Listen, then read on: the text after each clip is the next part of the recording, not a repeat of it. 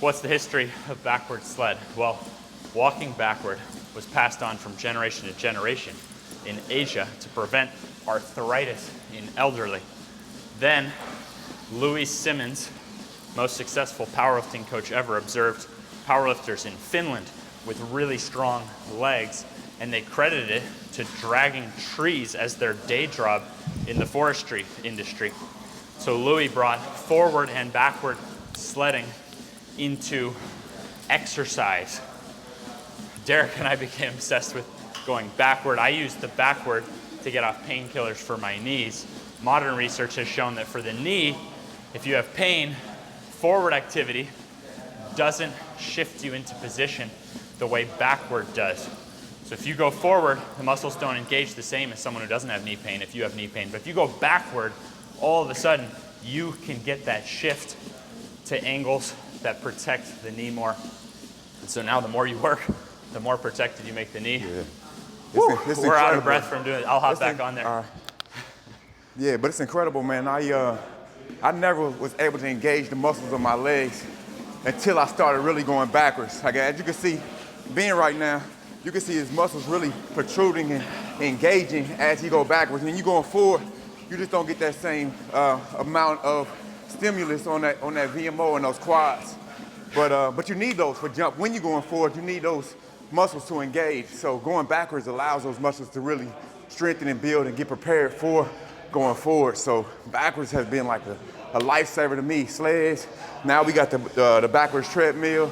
Even walking and going backwards up hills are something I tried in the past to really engage those muscles. But this is a game changer, man. I feel like anybody and everybody should be doing some type of form of backwards training.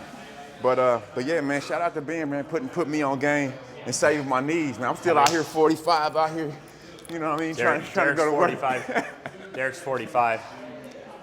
He's always been pushing us, and specifically toward exercise as a way of reversing aging. So not just for your cardio, we're getting cardio, yeah, but we're getting more protected joints. Yeah.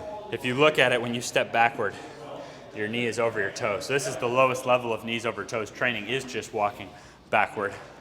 People for the lowest level of rehab have done this in the pool, but we have even those kind of cases come in here, and because they can hold on, they can find a step that feels good. You could start with 1 inch.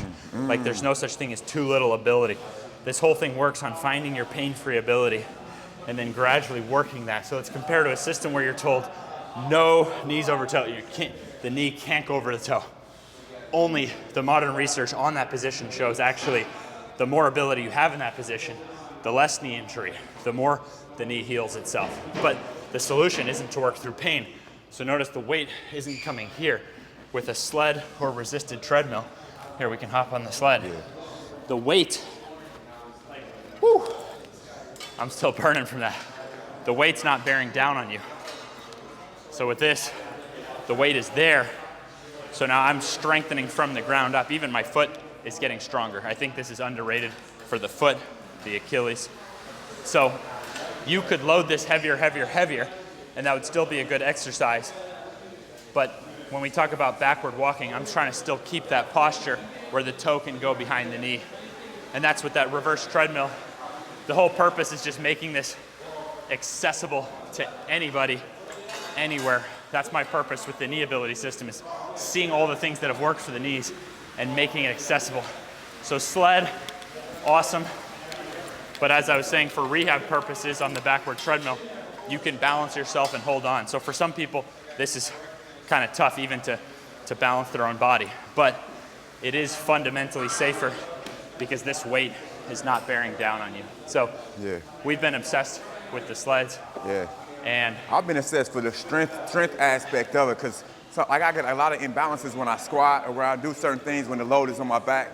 So this is one thing that I can go super heavy and know I can't injure myself. I can load this all the way up, and if I can't push it, I just can't push it. But my ankle, it starts from the ground up. My ankle, yeah, my feet, my Achilles, my quads, my hamstrings. So from pushing and pulling is something that a sled can kind of pretty much cover your entire body, so to speak. So yeah, and everything there, more circulation, more strength.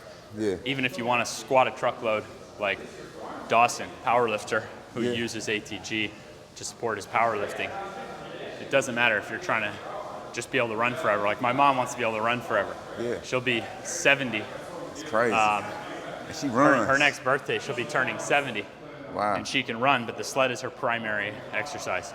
So even for me, all right, I want to jump higher. What's the number one jump exercise? For me, it's sled, because you can heal, you can get stronger at the same time, so then further exercises get easier. So, Yeah.